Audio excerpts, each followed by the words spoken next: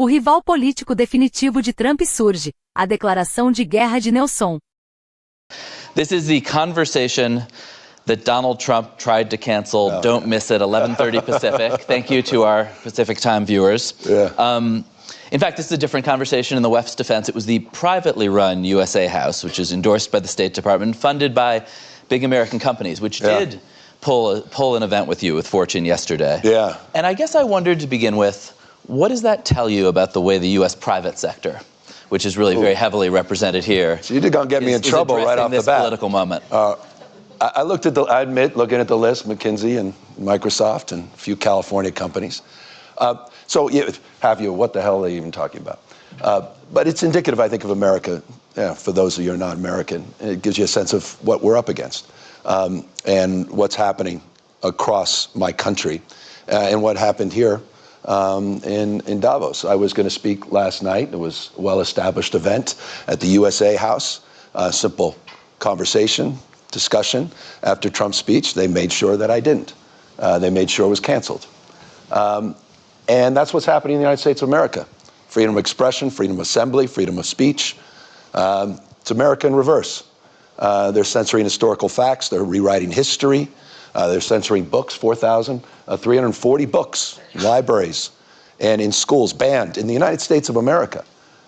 You're watching institutions. Any institution of independent thinking is under assault and attack by the Trump administration. You're seeing what's playing out in the streets of American cities, what played out in California, the second largest city in the United States of America. 4,000 National Guard were federalized. 700 active duty Marines were not sent overseas. They were sent to my largest city in the state of California. Masked men.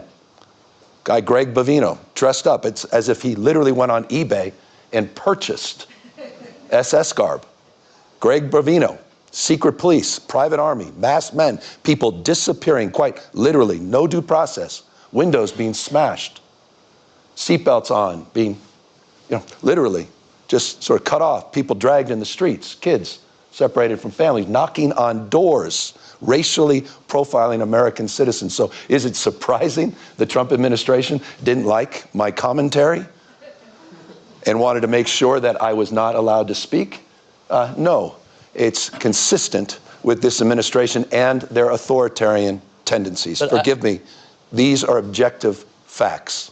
But I would say this was not, just to be clear, this was a private enterprise endorsed by the State Department, but these are a lot of decisions are being made by private companies right now. This is, this is a capital. This is probably the central global gathering of CEOs. And I guess I wonder if you can give me a review of how you see these folks. And you know your way around this world. How you see those people behaving. Society becomes how we behave. We are our behaviors. We're not bystanders in this world. The world we're experiencing happened on our watch. So in the relationship to your question, yeah, they're complicit in some respects to this moment. And forgive me, you brought up a tweet, but part of my approach has been a little more aggressive than perhaps a lot of American politicians. I created a Patriot site. On the site, you can go. There are knee pads that are available to purchase. The last round of knee pads sold out, just as our law firms are selling out. Many American universities are selling out. And yes, many corporate leaders are selling out to this administration. Selling out our values, selling out our future, selling out what makes America great. And it breaks my heart. And people need to stand up. People need to, courage of their damn convictions. We're the 250th anniversary of the United States of America this year. It's the 250th anniversary. The best of the Roman Republic, Greek democracy, co-equal branches of government, the rule of law, popular sovereignty. Tell me that reflects the America you read about today. There's no rule of law. It's the rule of dawn. I hope for Europeans, it's dawning on you. It's not the rule of law. You don't have co-equal branches of government. You have a supine Congress. You don't have a Speaker of the House. It doesn't exist. Popular sovereignty being challenged every single day by voter suppression, trying to rig elections. I mean, heck, Donald Trump tried to steal the election, the last election, tried to light democracy on fire, and then pardoned everyone that participated in that. Is anyone paying attention to what the hell is going on in the United States of America. So my state of mind is a little different, perhaps, than many others. I won't be complicit at this moment. I won't. I can't. I can't look my kids in the eyes. And so I'm just blessed that I get to represent a state that's larger than the size of 21 U.S. states combined. Where 27% of us are foreign-born. We practice pluralism. That's a word you haven't heard in America in a year. Where we dominate in every critical category in terms of energy and daring and entrepreneurialism and innovation. Look, give me a category. In California outperforms, fourth largest economy in the world. And so we can punch above our weight. We can come here with formal authority and a little moral authority. And I tell you, we need a little moral authority in our body politic in the United States of America today. Governor, how do you balance? Good morning, everybody. Sorry, I figured we would.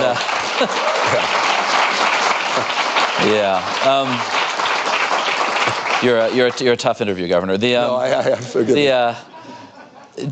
And when I think you have chosen a sort of, if you can't beat him, join him strategy to the way you're talking about this stuff. You talk, you're running around distributing knee pads to CEOs, and I think it does. Handing them out. And it does. I do have a few, if you'd like. I don't know. And honestly, it sounds.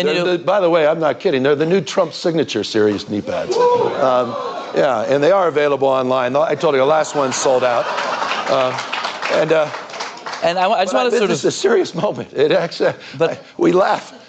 Anyway, these are available and in bulk too. But I want to read you a couple of things the U.S. government has said about you in the last 24 hours or so. The U.S. government. The Treasury Secretary. When you put it the Treasury Secretary described you as Patrick Bateman meets Sparkle Beach Ken.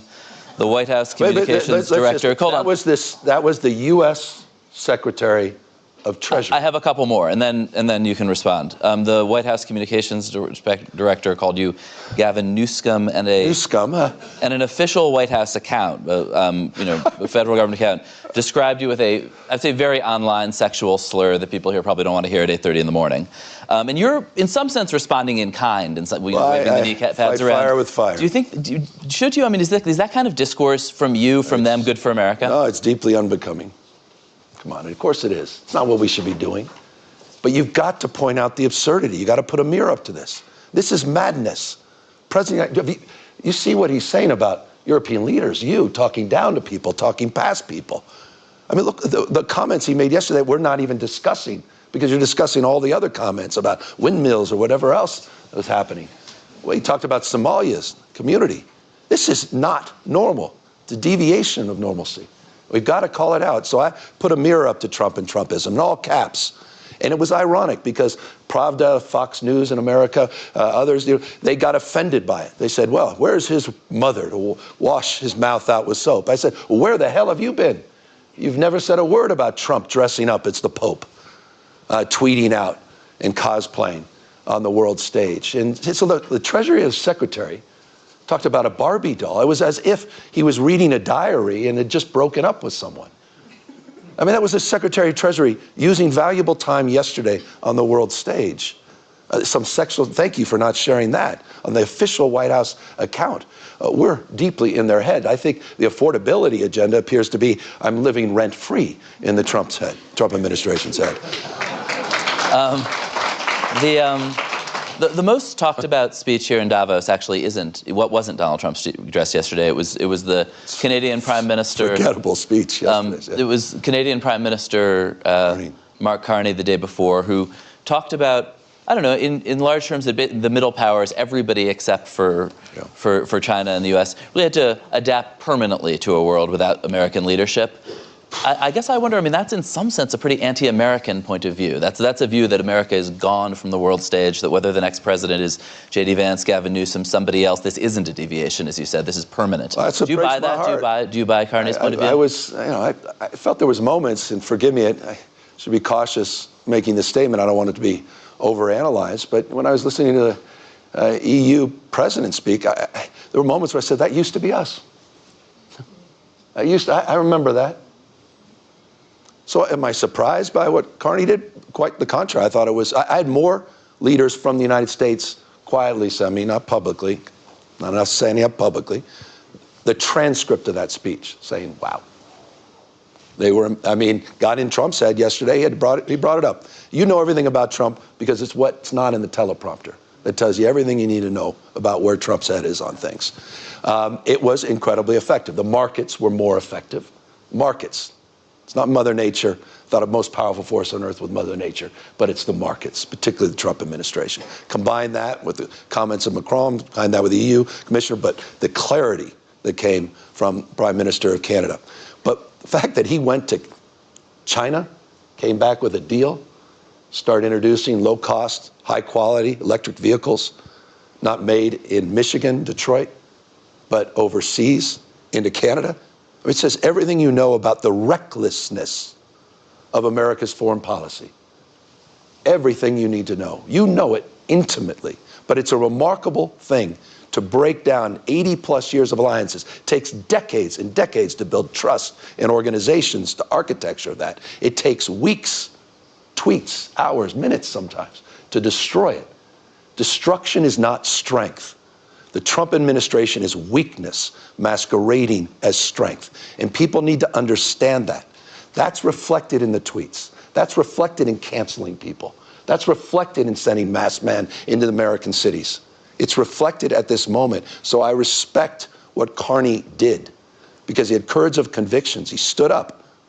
And I think we need to stand up in America and call this out with clarity. We can lose our republic as we know it. Our country can become unrecognizable in a matter of months, just not years. It is code red, blinking red in the United States of America. So forgive me, I feel this with passion, some indignancy, as someone frankly has taken it for granted all of these years. And it's why I came here to Davos to call it out. And I wish there were more of us doing the same, because there are more of us. And on that, forgive me, I want you to know Donald Trump is an historic president. That's absolutely correct. He's historically unpopular in the United States of America. In every category, he's underwater. He will be remembered in years, not decades. He's not going to run again. Time of life denies that. Not his state of mind, but time of life. But we need to manifest that, and we need to do the hard work. And that hard work includes the difficult work of coming to Davos and calling that out. This is not where I want to be spending, I love you all, my time. Anyway, it's an extension of the conviction I feel about this moment. Talking a lot of people who, among other things, aren't American, maybe be concerned for America, but are making decisions about their own politics, their own countries. And what Carney's core point was, this is a rupture, this isn't an anomaly, and there's no going back. And do you think that, a different American leader can bring... I think these relationships are in dormancy, they're not dead. I don't use those binary terms. Don't fall prey to that. That's a bit hyperbolic, and I'm prone to a little of that at times. Dormancy. We can look, he's an invasive species, Donald Trump. He's not. He is. He took over the Republican Party. They're just, he's got, a few of them. Lindsey Graham, speaking of the knee pads. I'm sorry. This is tough stuff. It's tough stuff. I don't recognize these people any longer. I used to respect Lindsey. Lindsey, you think what I'm saying about Trump's tough? How about what Lindsey Graham said about Trump? How about the Secretary of State, Marco Rubio? Do you think... these are the same people. And this is why for things to change, we need to change. Do you think and that's why I'm changing my approach. And again, grateful you all took the time. I suppose, do you think post-Trump there's a path back? Because you see this everywhere, the kind of insult politics that you're doing here, which you said you don't really enjoy it. You kind of seem to. Well, I just putting a mirror up. You gotta. I was doing my 10-point plans before, and I don't think any of you would have been here this morning had I done that. Oh, they would have been here. No, because it wasn't working. No, everyone's trying to figure this guy out. How do you, a Mark Carney crowd. Yeah, but it's how do you communicate? How do you respond to this moment? And for me, it's about iteration. It's an entrepreneurial spirit. It's a very California mindset. You got to keep increasing the number of tries. And I was trying everything, wasn't working, wasn't breaking through. Democratic Party, writ large, wasn't breaking through. And we decided the only way to address Trump is quite literally to fight fire with fire. I did an initiative, Prop 50 in California. It was to reflect the fact that Donald Trump called an American politician and said in the middle of the decade to the governor of the state of Texas, I am entitled, Greg Abbott, to 5 seats, and I need you to redraw district lines, mid-year redistricting, to rig the 2026 election before one vote is cast. What the Trump administration expected we were going to do, as good Democrats do, we might write an op-ed. And we may, all go out and just say, this is just so wrong, and all of us would be applauding and say, yes, yes. And, as he's consolidating power. Instead, we went out and we redraw our maps. And we also drew a line in the sand. And I think that's what's required at this moment. And he assesses out weakness like no one else. That's his great strength. That's his gift. But you punch back. You fight fire with fire. You display conviction and strength. It's a different relationship. And so my relationship to this moment is reflected in that. I'm not naive.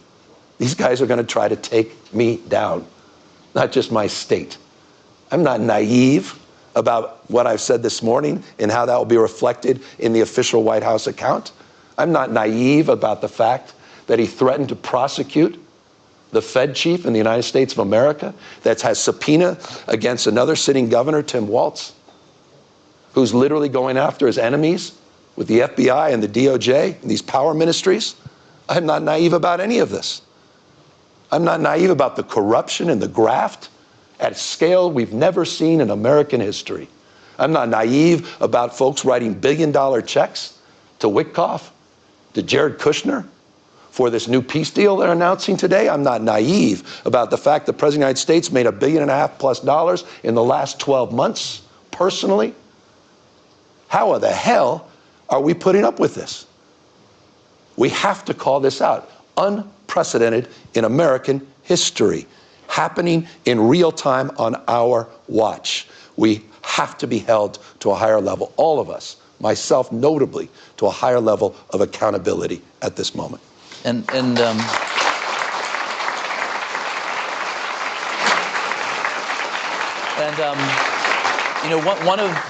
think one of the main reasons that that he has been successful is because the Democratic Party is so discredited in the eyes of so many voters. I have a couple of questions about that. One is big picture about California.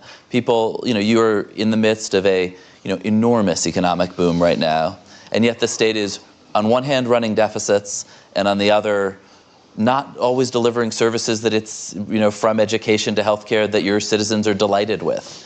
And I guess I wonder how are voters looking at California, looking at New York, looking at Chicago, supposed to say, yeah, this is the model we want? Well, I'm proud of my state. We have more Fortune 500 companies than any other state in America, more scientists, engineers, more Nobel laureates in my state than any state in America, the finest system of higher public education in the world. We have 18% of the world's R&D, China 22%, Germany 21%, California 18% of the world's R&D. We're the center of the universe as it relates to AI. California is wonderful, but what about the governance? Well, the governance, we're one of the lowest uninsured rates in America. You mentioned healthcare.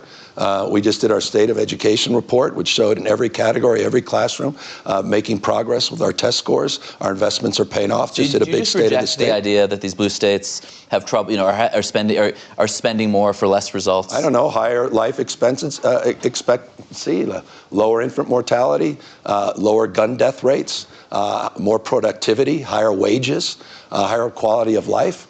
$83.1 billion. That was the net contribution that we provided to the federal government versus red state like Texas that was a taker state of $73.1 billion. So we're producing more and people are, I think, creating more opportunities. So look, are there problems? For instance, you're supporting the mayor of LA for re-election after these terrible fires that a lot of your citizens do feel was in part because of government mismanagement. Do you just reject that narrative that the government has anything to do with these things? I absolutely accept that we all should be held to a higher level of accountability in terms of our governance. And I think there's many areas of reforms that are necessary, and so many areas of reforms that were underway. We can get into the specifics of any one of these issues. But the general notion that in the middle of winter, with 100-mile-an-hour winds that were attached to a fire, that somehow, by the way, there were 16 major fires.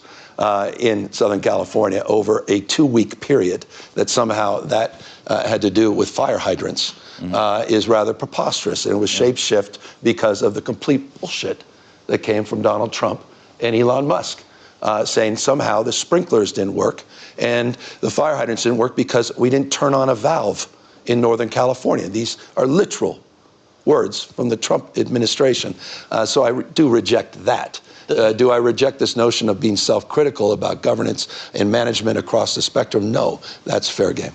And probably the biggest governance issue, policy issue, fueling right-wing parties in the United States around the country is immigration. And you know, I think liberal parties, again, in the U.S. and around the world, had a posture of welcoming immigrants that it just turned out a lot of Americans, a lot of Californians, but more Americans are unhappy with. Illegal immigration, the out-of-control border, but also it's the last issue on which Trump, though his numbers have been sliding, remained somewhat popular. And I guess I wonder, do you think that your party went too far, or that you went too far? And I think, for instance, you know, in extending Medi-Cal to the California healthcare program to undocumented immigrants. Like, do you? Well, two different I guess questions. On the big picture and the small picture, do you feel like you went too far? Two different questions. Do I believe in universal health care? Yes, regardless of pre-existing conditions, ability to pay, and your status. I campaigned on that, and we delivered on that, and I'm proud of that. We're one of 16 states to provide care to people regardless of their immigration status. By the way, we have universal care in emergency rooms, and you pay the price on the back end, at least Americans, for that, regardless of your immigration status. But the issue of immigration, Donald Trump is very unpopular on immigration. He's successful on the border. Separate issue, connected. And yes, the Democratic Party failed in the last few years on the border. And yes, I was critical of that. And yes, I put our own National Guard on the border the day I got elected into office in 2019, sent 394 National Guard down to the border. And we were very, very pointed with the Biden administration that we were failing to deliver border security for a number of years. On the larger immigration issue, I happen to share the same old office of Ronald Reagan, governor of California, who decided in his last day in office at the White House, and he gave a love letter to immigrants from around the world. It was a love letter to America and what distinguishes America from the rest of the globe. He talked about Lady Torch, Lady Liberty's torch. And he talked about the vibrancy of newcomers, people coming all over the globe for riches and new beginnings, becoming Americans, and what defines our great nation. And that's the spirit that defines my mindset. Getting first-round draft choices around the rest of the world is what makes California so vibrant. It's because of that diversity, and it's because of people's willingness to dare and to match up with ideas and perspectives and backgrounds to come in to make a go of it that has made California the 4th largest GDP in the world. But we have failed on the border, and Donald Trump is failing on immigration. His economic policy is not complicated. It's tariffs, which is a regressive tax. It's mass deportations, which is having a major impact on supply chains. And you've seen the American jobless rate. You're seeing it growing, the unemployment rate in America. Besant didn't talk about this. They had the worst jobs numbers in the first year of the Trump administration, outside a recession since 2003. 49,000 jobs a month. The Biden administration last year was averaging 168,000 jobs a month. Inflation is not lowering. It's still at 2.7%. Ask folks what a pound of beef costs in the United States of America, or a brand new car. Everything you heard yesterday was BS. And it's impacted by these policies of tariffs that are impacting ranchers and farmers and small business folks. A major tax that they celebrate, collecting, which is ironic from the Republican Party. And the third leg of the stool is a massive tax cut away from the wealthy and the privileged, taxing now the burden on small businesses and working folks. That's the policy, easily described, of America's economic strategy. And it's a failed strategy, and the impacts of that strategy are being felt all throughout the United States of America, including my state that has been disproportionately impacted by these policies. So I'm very critical of those. I'm critical of our assault on institutions of higher learning, research, institutions that have literally been, they're part of that formula for success. The rest of the world gets that. And he's putting sand in the gears across that spectrum. And in California, again, is fighting and pushing back. And some of those first-round draft picks got incredible contracts and are now made quite a lot of money and are now very freaked out, threatening to leave California over a proposal that, just to be clear, you oppose for a sort of one-time tax on the wealth of the very, very, very wealthy Californians. And I guess I want to ask you two questions. Yeah. One is, I was talking to somebody progressive here who said, this guy's basically a fake populist. He talks a good game about the billionaires. Here is an actual proposal that they're unhappy about, and you're on the other side. You're standing with Elon Musk and David Sachs on this. Why is that?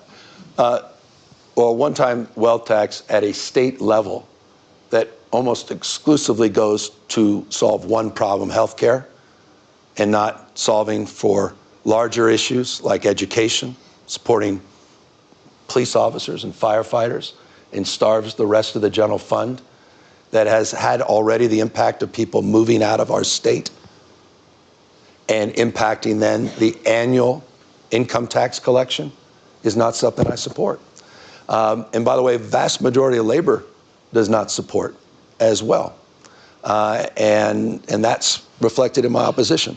What's not reflected in my opposition, quite the contrary, is my advocacy for progressive taxes that does tax the wealthy disproportionately. Do you have a theory for how to tax? I've been a strong advocate for that. Do you have a theory on how to tax this particular group who often kind of live in this, and I'm sure, maybe people in this room who do this, but who live on debt, who have no income and live on these sort of giant revolving loans? Yeah, I mean, when you could have that conversation. I think the wealth tax is sort of an attempt to get at that. Yeah, but at a national level, we're competing with 50 states. Capital flows and move, that's real. It's not imagined. It's very, very real.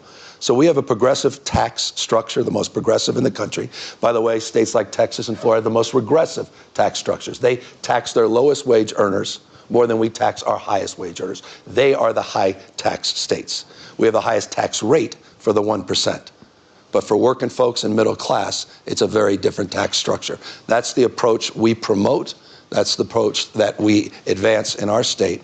But again, our state of mind as it relates to the issue of a state-by-state wealth tax, the impact of that has to be considered in the context of how freely capital can move and how that's already occurred. It's not just an assertion, it's an evidence already in the state of California as it relates to a proposal that hasn't gone on the ballot, a proposal that has never gotten through the legislature, and a proposal that likely, if it did get on the ballot, will lose. Would you campaign against it? I'm opposed to it. It's already had, I think, a very negative impact on the state, and it's a badly drafted initiative. Again, that literally takes teachers and takes our educational system out of any consideration of support and impacts all the parts of our general fund. It is a flawed initiative. And then I think conversely, these folks who control a ton of capital, and as you said, some are actually already leaving, have been leaving. How do you, over this, but I think also over a sense that California, that Democratic leadership broadly, complains about billionaires a lot, does not give them the love and respect that they feel that they're entitled to. How do you? You talk to these folks. Some of them support you, some don't. But what are you saying as you call people up and say, "Hey, please don't leave California"? What's your? Well, California's population 3 years in a row continues to grow, and so does our footprint as it relates to more Fortune 500 companies than we've had in over 2 decades. And our innovation ecosystem and startup ecosystem is second to none. We have half of the country's unicorns in our state. The largest market cap private sector company, OpenAI, just headquartered in San Francisco. They could have chosen any other state in the country. Look, I don't begrudge other people's success. I've never been that kind of Democrat. But I also recognize in a world, businesses can't thrive in a world that's failing. 10% of the wealth is concentrated, or rather 2/3 of the wealth in the United States is concentrated in the hands of just 10%. 10% of our consumer spending. The imbalance, it was Plutarch who said it to the Athenians 2,000 years ago. The imbalance between the rich and the poor is the oldest and most fatal ailment of all republics. Fast forward today. So this concentration, it's a very real issue. And we're going to have to address that. But we have to address it, I think, very thoughtfully and systemically. And I think we have to have it through the lens of a national reform. What we've done is the exact opposite with H.R. 1, which is going to explode deficits in the United States of America and debt. And again, it's transferred the tax burden to small businesses, farmers, and ranchers. It is an abomination, and it's a policy, unfortunately, the Trump administration is very proud of. Do you think a national reform is enough? I mean, a lot of this capital is really global. This is a challenge for all of us across the globe. And so the challenge is, do you have a redistribution mindset or a predistribution mindset? Do you have a progressive tax structure that can balance these things? And this is the iteration in the state of California, and this is our approximation. And I think California's figured it out in many respects. I mean, our entire entrepreneurial system is thriving in our state. We, I think, found that balance. We had the highest contribution of venture capital last year in our history, $106 billion. 68% of it went back into the state of California, despite our progressive tax structure. Well, from the tweets to Plutarch, thank you. Thank you so much, Governor. Thank you, guys. Thank you, everybody, for being here. Thank you. Este site pode ajudar você a melhorar sua leitura e compreensão auditiva em inglês. Com inteligência artificial, ele divide as frases em partes menores e fáceis de entender. Na ferramenta de reprodução, você pode ajustar a velocidade, pausar ou voltar para entender cada frase. O site oferece tradução para 20 idiomas, facilitando o aprendizado. É só digitar inglês.com no navegador e experimentar.